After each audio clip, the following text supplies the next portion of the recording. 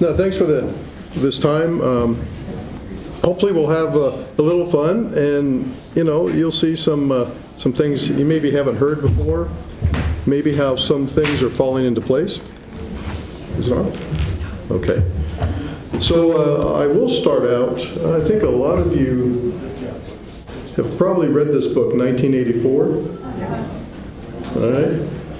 So this is basically about Big Brother, and we're way past, when it comes to technology, we are way past anything they discussed in this book.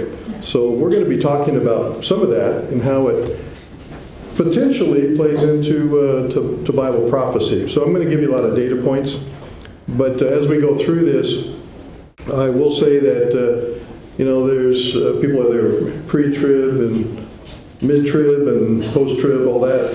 I'm definitely a pre-tribulation, so for the rapture of the church. Also, what we're going to see a little later toward the end is, any of you ever read this book, Animal Farm? Yeah, I see a lot of heads nodding, yeah.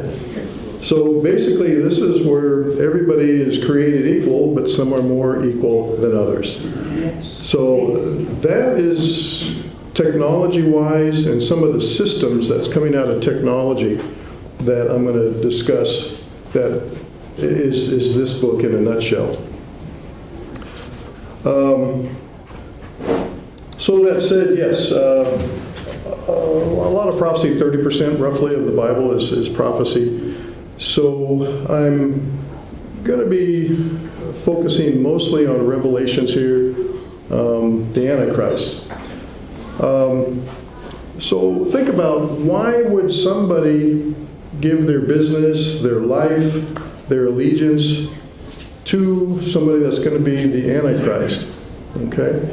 Well, my feeling is, when people do things, they do things basically out of fear many times, or out of greed. So look at the pandemic, the COVID pandemic that we just had, a global pandemic. I can remember out of fear, and we got a doctor in the house here, I'd go to the gas station. I'd put a plastic bag over my hand to put gas in the car. I didn't want to touch that handle. Right? So I think looking here, world populations will start to see things happening around the world. Natural disasters, just diseases, famines, all kinds of stuff. And they're going to be looking for somebody that has an answer.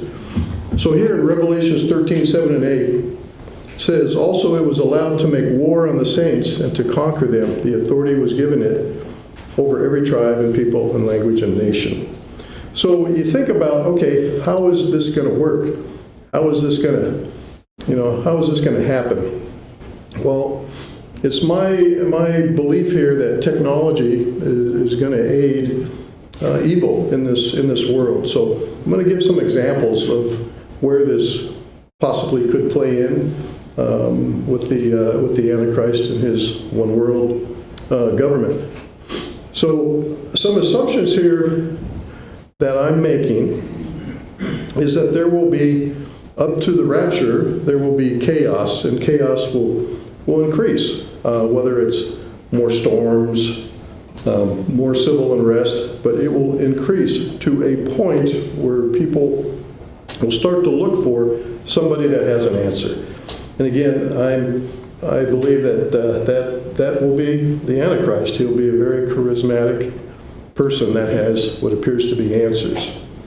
So technology set up for the end times. Let's look at Revelations 13 here. Basically, there will be the false religion, global false religion, that will be controlled by the Antichrist and the false prophet. In verse 12 of Revelations 13, they're promoting worship of the beast, then perform signs and miracles, then deception of the world, empowering the image of the beast, which we'll talk about, kill all who refuses to worship the beast, or make it awfully hard in their life to live. Control all economic commerce. So we're seeing some things take place now that would allow this. So we will be talking about some of that. And then the mark of the beast, controlling the mark of the beast. So again, I mentioned COVID. So there's an organization in the world known as the World Economic Forum. Anybody in here aware of this organization? Oh, yeah. Okay. Well, we're going to talk about that because along with the technology work that I've done globally, I've also been involved in government relations, and I've also been involved with the World Economic Forum. And right here in Houston, in our backyard, we have an organization that puts on an event once a year. It's called SARA. So if you hear of SARA Week, it's an arm of the World Economic Forum where all the leaders of certain countries and governments and businesses, they all come here. So we're going to talk a little bit about that and what they're saying to the public versus what the true meaning is underneath. Well, anyway, the year of the pandemic in 2020, all the elitists, I'm going to clarify that term. I don't look at these people as elites. They put their pants on the same way I do. But they consider themselves elitists. Right? Backward? Yeah, backward. Yeah. I'll get you for that. So basically, they sat down and they were looking in their private meetings, they were looking for how they can use this pandemic to further their goals. Now, one of the World Economic Forums, I forget what year, Trump actually spoke and he pushed down a lot of the principles that the World Economic Forum wants to achieve. One was communism and socialism will never come to this country. Okay. Well, it kind of put a delay in some of the plans of the World Economic Forum, quite frankly. So this meeting was to accelerate their plans after having 4 years of delay. Quite frankly, with the World Economic Forum, and I'll talk about some other sister organizations, including the UN, their ultimate goal is one world government. So how are they going to achieve that, and how are they going to maintain one world government? So that's where technology will come into place. Basically, these people at the World Economic Forum, the CEI, the United Nations, their God is power, money, and technology. So going back to Animal Farm, one of their missions is redistribution of wealth and basically to make everybody equal around the world, make everybody equal, except there will still be some that are more equal than others. So at this forum, you have these people flying in from all over the world on their private jets. Very expensive. They don't fly economy class. And I'm just going to, it's kind of hard to, well, I guess you can see okay. You'll notice some names here, and this is just a few. The Rockefeller Foundation, Goldman Sachs, Chase, Bank of America, International Monetary Fund. So you see the International Monetary Fund, that has something to do with the economy and currencies. So we're going to talk a little bit today. We're not going to get into a lot of detail, but because we don't have much time. But anyway, I want to kind of just give you kind of a preview highlight of that. So I talked about the coming calamities that I believe will happen even before the tribulation, because why would Christ rapture the church? Because things are getting bad. That's my belief. But as Jan Markell, she's the president of Olive Tree Ministries. Don't know if you've ever heard her. She's fantastic. Her moniker on her statement is, the world's not falling apart, everything's just falling in place. And we all know the end of the story, as Butch said earlier. And then in Isaiah 41:10, God tells us not to fear. He knows things are going to be happening, right? He says, fear not, for I am with you. Be not dismayed, for I am your God. I will strengthen you, I will help you, I will uphold you with my righteous hand. So again, technology is kind of the end game for these organizations and their systems. They need technology to implement and govern and manage their systems. So yes, technology is impacting all of us today, but it will impact us even more. So not all technology is bad. What basically happens is it's taken over by people with evil thoughts and ideas. Because, look here, I think most of us use something like a tablet or a computer. You got the earbuds. We didn't have those years ago. You see a phone. Holy smokes, a phone has more computing power than the astronauts that were going into space up through the early 80s. You see the advances in medicine that technology is bringing. We'll talk a little bit about AI. This is a little bit off topic, but some of the AI research for medicine, for surgeries, they're able to do 140,000 unique calculations and experiments. Now, it's theoretical experiments in a minute, versus in the past, you'd be lucky to get an experiment or calculations done in an hour, in a day, in a week. All right, so medicine is really advancing fast. So it's one of the areas that technology is really going to improve our lives until evil takes it over. Okay. So let's look at technology for our time. Any of you remember radios like that one up there? I remember going to my grandparents and seeing one. And then in the 60s, I think it was, we had transistor radios so we could get the weather. Lucky us. And then today you have computers, laptops, pads, credit cards. There's a technology in a credit card, RFID chip, that they're miniaturizing and actually looking to implant them in people, and they're already doing it in Sweden. So you walk into a store, you can, Amazon too, you can use your hand as a handprint to pay because it's all tied into your bank account, or an RFID chip. You walk through a store, pick something up, and it's logging that.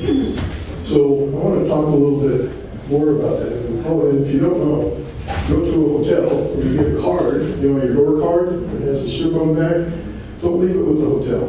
There's technology that can take information off that strip, and that strip has almost as much technology or information about you and your life as your credit card. Okay? So take them, cut them up, just don't turn it back.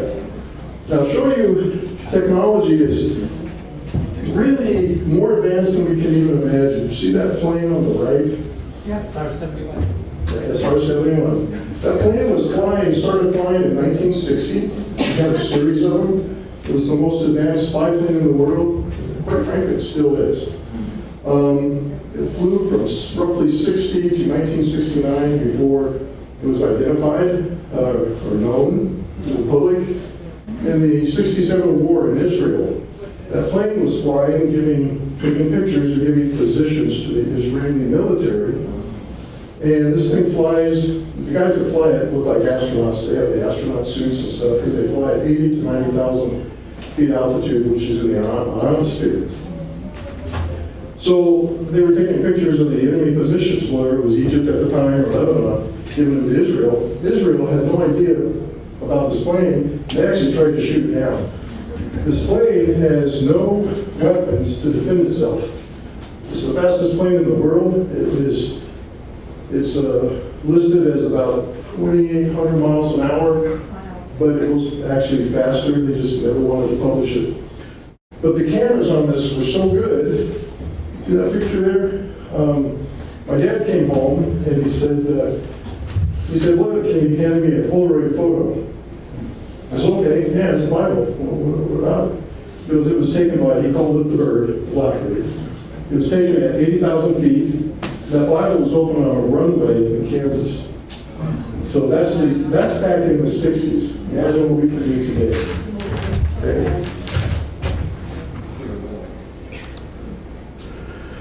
Okay. So, yeah, technology is a benefit and help humanity in society, whether it's home, medical, increasing productivity. We're getting productivity gains in factories like we've never seen before. One of the companies I work for, we made the automation systems that automated refinery. It has safety systems, so the refinery, if they have a problem and blow up, it would shut down automatic. Bible study research. Anybody in here have Logos software?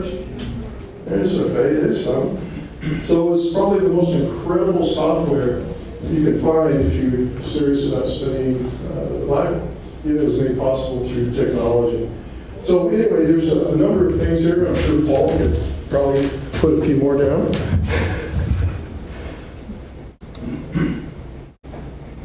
Let's see, where's the next one here? But there's also disadvantages.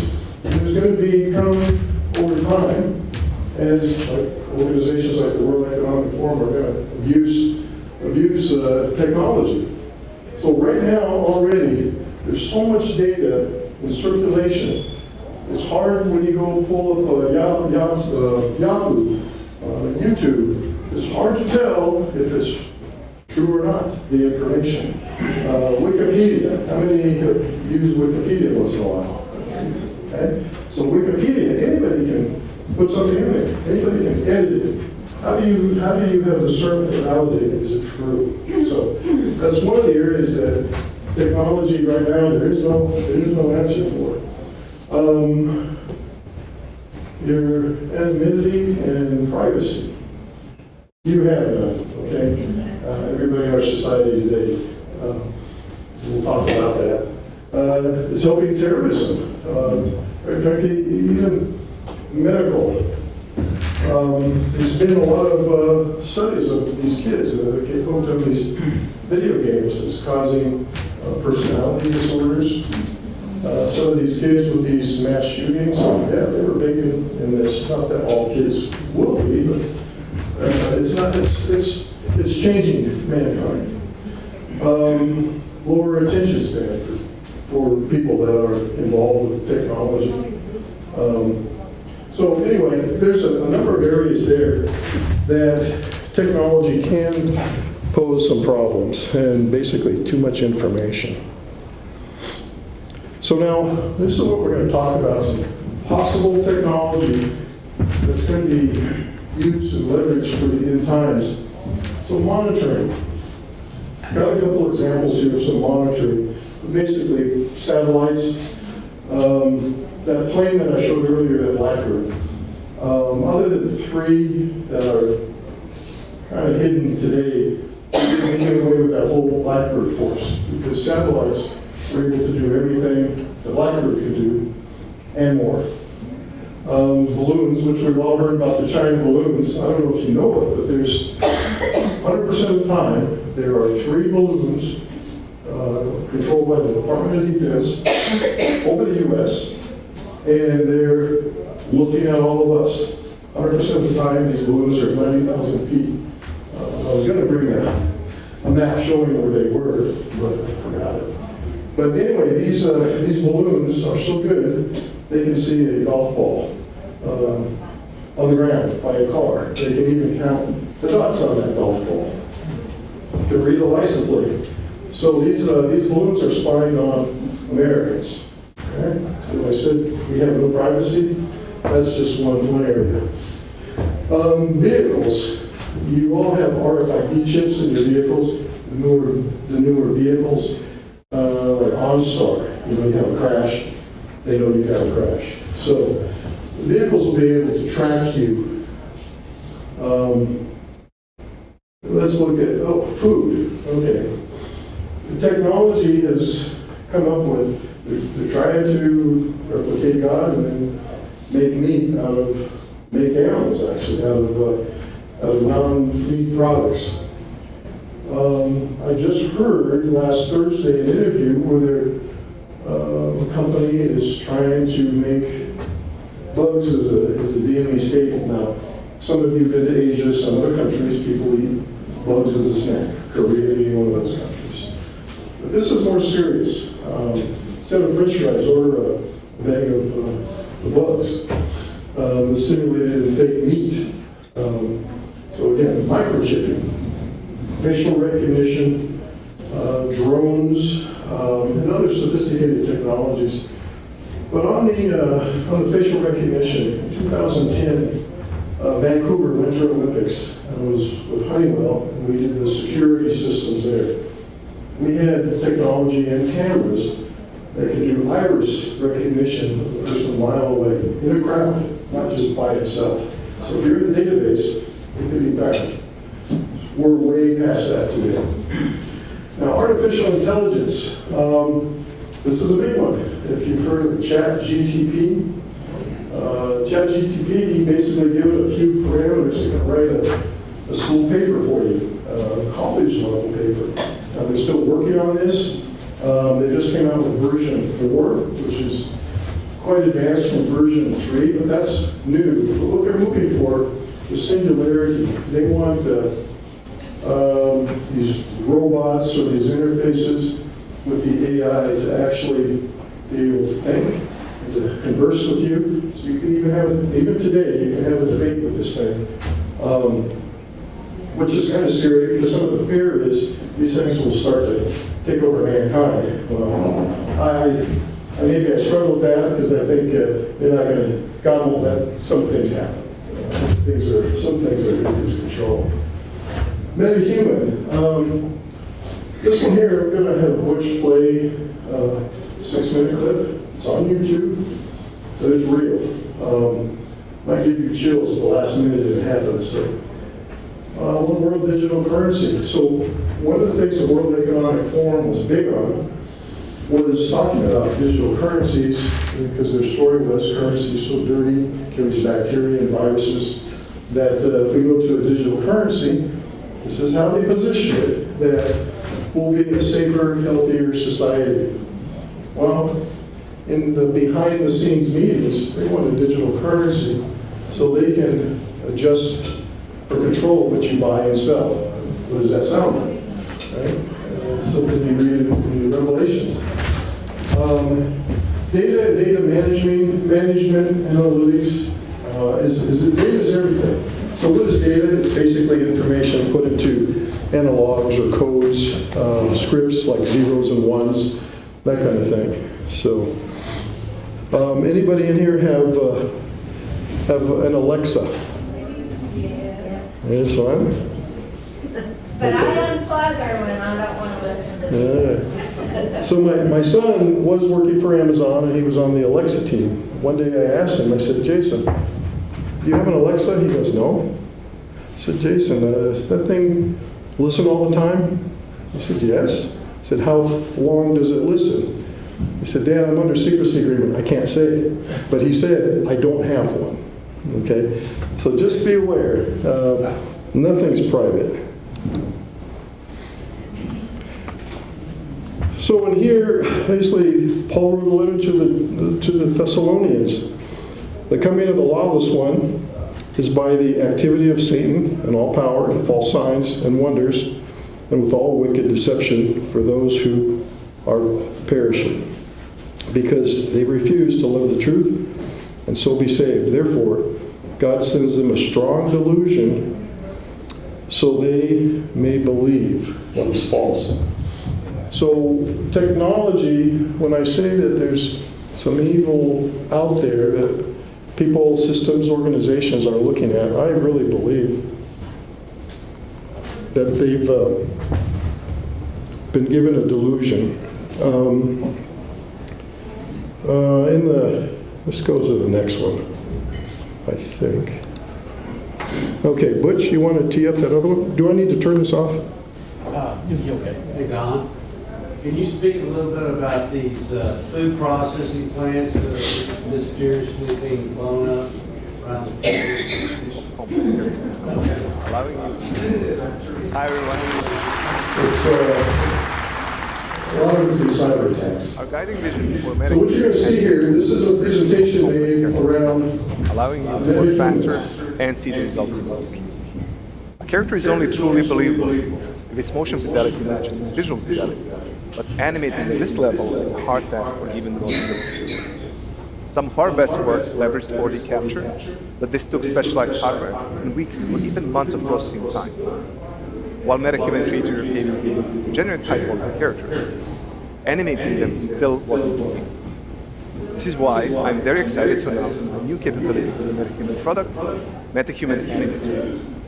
MetaHuman Animator contains the essence of our 4D pipeline, but optimized to run on a single machine. It is able to use iPhone as well as stereo professional systems, and today we're going to demonstrate how it works. For this, we're going to need Mel, our technician John Cook, and just the phone. Mel, can you take your position, please? Sure. Let me know when you're ready. Okay, and action. I need performance capture to work like a mirror. I need it to capture whether I'm acting scared or angry. And sometimes all I need is a look. Cut. Thanks, Mel. That was great. Okay. Our technician John is currently pulling Mel's performance from the phone onto his machine, where everything will be processed locally. We have updated our Live Link Face mobile app to capture all data at the best resolution possible with the device. MetaHuman Animator uses video and depth data to convert this data into high-fidelity performance animation, and it can even use audio to produce convincing tongue animation. John is currently struggling with the take to pick the section that he wants to process. John, are we all good with the data? Awesome. So from now on, it's just a single button click to pick up the processing, which for a performance of this length will take less than a minute to convert it into animation. So now, while that is processing, let me show you something else. Oh, is that me? Yeah, this is what we refer to as your MetaHuman Q&A. Cool. And this is generated by the capture we made earlier, right? Yeah, that's right. So from only 3 frames of video and depth data, we can generate a rig that predicts all of your facial expressions in just a couple of minutes. Wow. And do you only need to do this once for each actor? Yes, that's right. It calibrates the solver to your face so that we can produce the performance in a way that faithfully reproduces your original performance. Sounds cool. Yeah. So let's check back on the processing, which today is on the latest CPU and GPU hardware from AMD. MetaHuman Animator uses a custom epic facial solver and landmark detector. We can interactively look at animation while it's being solved and compare it to your original performance. So it looks like it's just almost finished. After this, it's going to do one more pass, and then the curve's more stable. Really quick. And from here on, we just need to export the animation. This takes only a few seconds. And then John needs to drop it in the level and add the audio so that we can see the result. So Mel's MetaHuman should now be ready in the level. Mel, excited to see the results? Can't wait to see it. I need performance capture to work like a mirror. I need it to capture whether I'm acting scared or angry. And sometimes all I need is a look.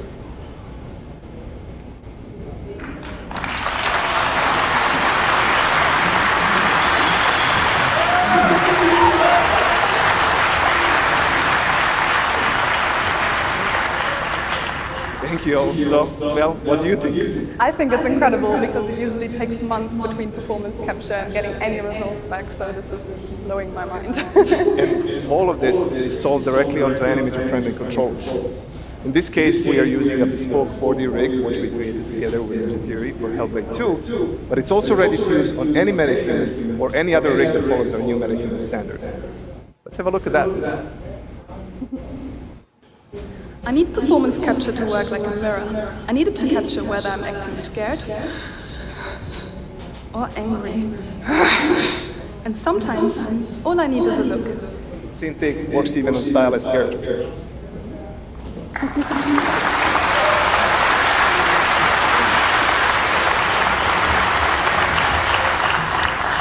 Thank you all. These technologies are completely redefining our creative process, as they will redefine yours when we release MetaHuman Animator to everyone in just a couple of months. We've got one more thing we'd like to show you. We haven't forgotten about the needs for full performance capture shots. What you're about to see is animation which has not been polished or edited in any way, and it took MetaHuman Animator just minutes to process from start to finish. Yeah, so here's one of my favorite lines from Ninja Theory's upcoming game, Senua's Saga Hellblade 2, and I really hope you enjoy it and the rest of the show. Thank you very much. Thank you. Hi, everyone. Our guiding vision for MetaHuman has been the democratization of complex character technologies, allowing you to work faster and see the results immediately. A character is only truly believable if its motion fidelity matches its visual fidelity, but animating at this level is a hard task for even the most skilled studios. Some of our best work leverages 4D capture, but this took specialized hardware, weeks, or even months of processing time. While MetaHuman created your capability to generate high-quality characters, animating them still wasn't easy. This is why I'm very excited to announce a new capability to the MetaHuman product, MetaHuman Animator. MetaHuman Animator contains the essence of our 4D pipeline, but optimized to run on a single machine. It is able to use iPhone, as well as stereo professional systems. And today, we're going to demonstrate how it works. For this, we're going to need Mel, our technician John Cook, and just the phone. Mel, can you take your position, please? Sure. Let me know when you're ready. Okay, and action. I need performance capture to work like a mirror. I need it to capture whether I'm acting I scared think it's a repeat. or angry. It's repeating. And sometimes For some reason it didn't catch this. So what she does, she goes on there and she basically she acts angry. She has a script, and basically she says, "I will kill your God," and plays back just like this. I mean, with that's her, but it's amazing. It's so lifelike. They can take this, whether you watch something on a computer, on a TV, they can also move the data from this, into robots. So some of the robots you see today, rubbery material, they don't look real, they're mechanical. No, they're way past that. They've got some that they can embed this into a robot and you think it's a real person. So, you know, my belief is only God can create life. And, you know, it says in the scriptures, the beast will have a fatal wound and come back to life. It's possible, as a data point, that it could be some of this human technology where it appeared that somebody died. So anyway, just something to be aware of. This is a field that's moving really fast.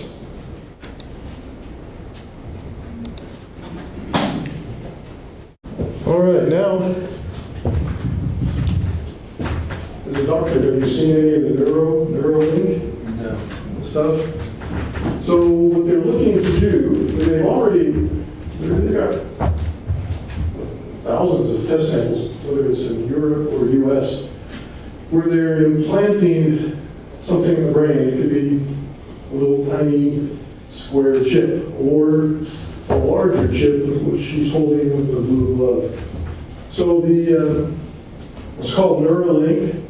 Elon Musk is actually one of the pioneers in this technology. But what they are looking to see, this is the way they spin it. The positive benefit is they might be able to do something in the brain to help minimize the chance of dementia, Alzheimer's. So that's the good stuff. But then if you put an evil spin on it, and this is what I heard at Sarah Week, some people talking about controlling people. You control their mind, you control people.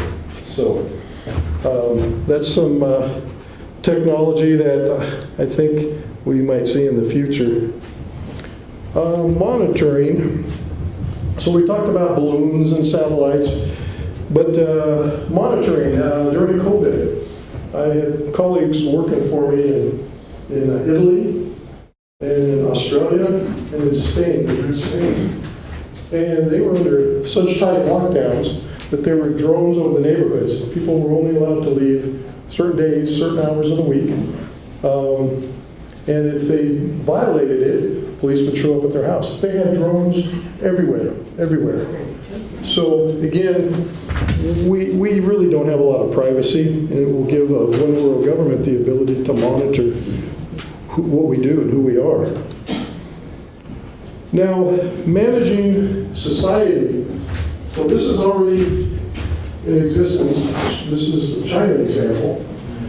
In China, they give people an ESG score. Well, we're going to be getting an ESG score in this country. Our corporations are already managing their stock prices, their investors getting a higher ESG score. There's also a CPI score, which is something very similar.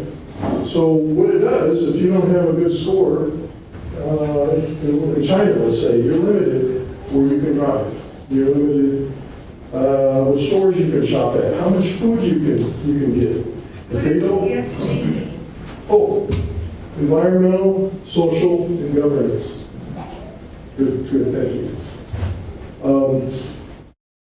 This one here is Central European, and I forget what the I is, but Europeans are really advancing on this type of stuff. It's all part of what they call the Green New Deal. So they want control. What you buy, your social network, your jobs, your mobility. Mobility, that's an interesting one. I've lived in China, I've lived in Vietnam, and I've lived in Venezuela. And one of the first things the government does, communist government does, or socialist, when they take over, is stop your mobility.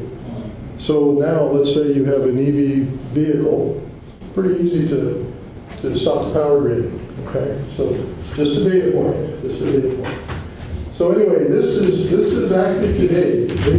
This is facial recognition, allows you where you can go, what you can do. Even on an ESG score, some companies today, Exxon, if you have a bad personal ESG score, maybe you vote for the wrong people, I don't know, you go to the back of the line. Somebody that has a high equality or equity score might go to the front of the line.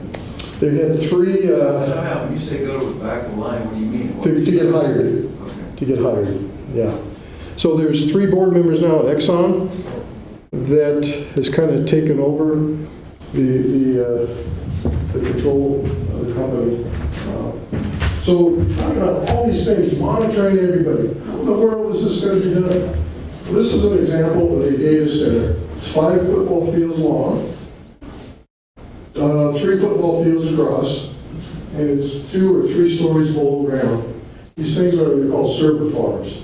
So let's say you have a computer, you just download documents, Word documents, PowerPoints on your computer. These are massive computers. So this is the cloud. This is what they call the cloud. These companies here are leading it. They are building these data centers as fast as they can around the world. They can't build them fast enough. So what is the world going to need?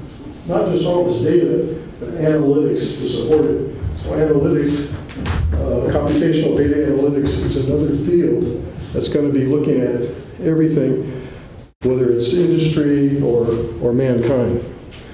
So this will, I believe, make it very easy for the Antichrist to manage the world. How many more minutes? 5, okay.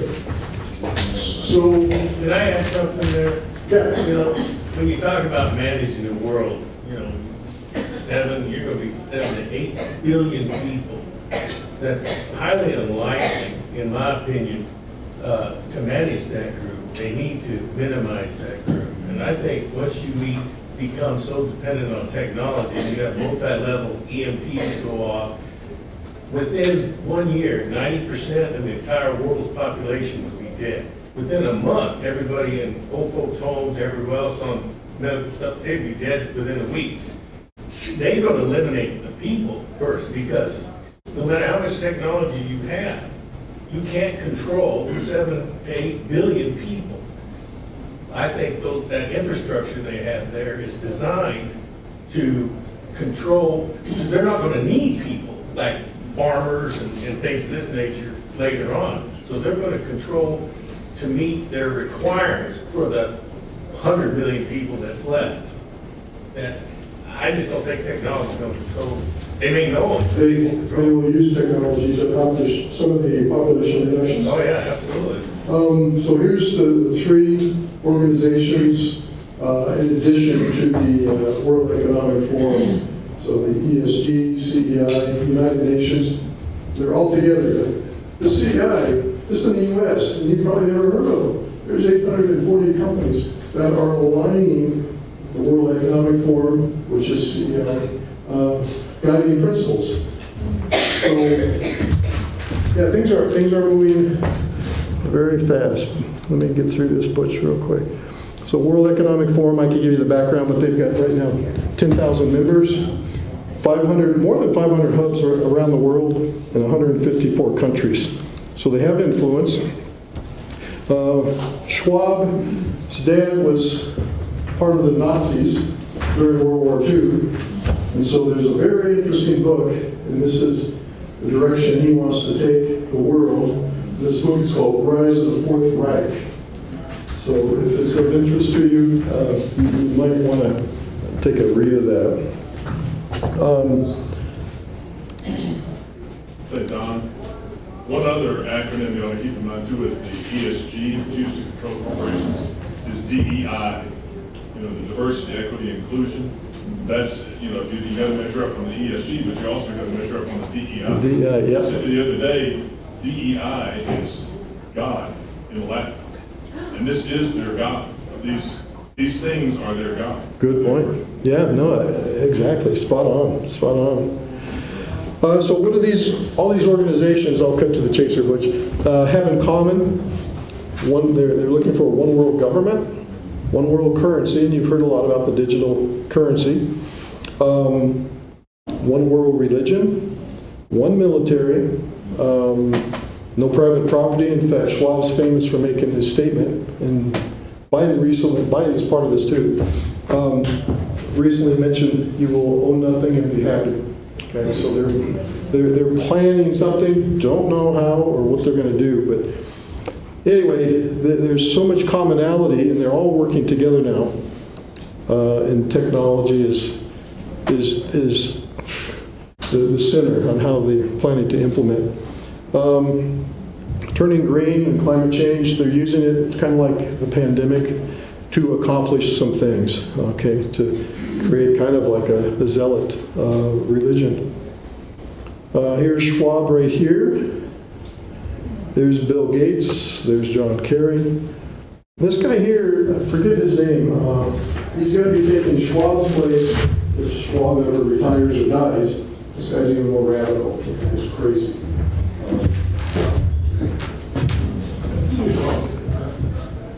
I see the world as very divided right now.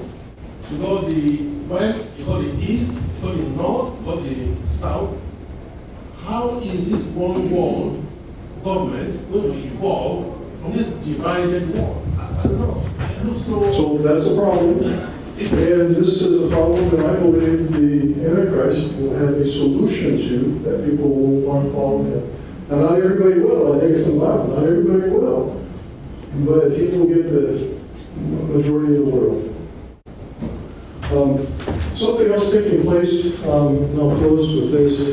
It was about 9 months ago. I was with she was a retired ambassador from the U.S. to the Middle East. 26 years, I think. She gave a talk, and in the talk she said, with all the political turmoil taking place, not trusting, or countries are looking for their safety and security and strength, so they're realigning. So that's all she said, and she said some other things in her talk, and so at the break, I caught her aside and says, okay, who's realigning with whom? And I'm thinking, from a business perspective. And then she goes down the list, who's aligning. It was Ezekiel 37, 38, 39. And it was spot on. So that's already taken place. It's happening as we speak. So anyway, things are happening. You know, not we don't know when the tribulation is going to start. We don't know when the rapture is going to start. But boy, things are moving pretty fast to support that kind of activity. Let me go past this. So basically, in summary, yeah, technologies in our lives is growing stronger, it's being used more. But last but not least, which is, it says in John, let your hearts not be troubled. So that's it.